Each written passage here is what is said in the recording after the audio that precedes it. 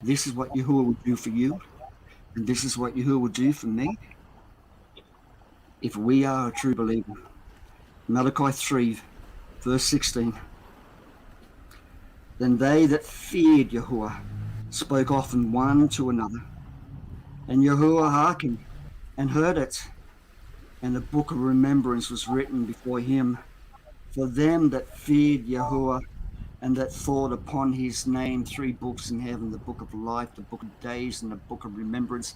The book of remembrance is the words when you and I stand here, when Mark Pike and Joy stand and talk to one another, who fear, when John Barr and Jesse stand between one another, before one another, fearing Yahuwah and speaking to one another and thoughts about his name. And they shall be mine, says Yahuwah Savah. And in that day, in what day? In the day of tribulation, in the day of trials, in the day of despair, in the day of Jacob's trouble, in the day of destiny. That day has many names. It means the tribulation. In that day, says Yahuwah, in that day, to my true believer, they shall be mine. When I make them my jewels, my special treasure. In Hebrew, I love that. Jewels in Hebrew means special treasure.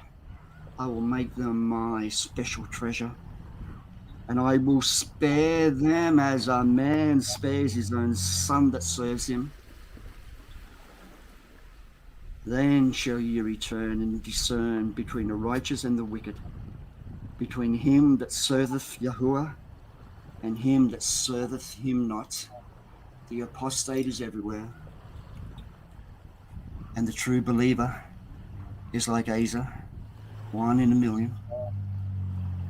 1 in a million.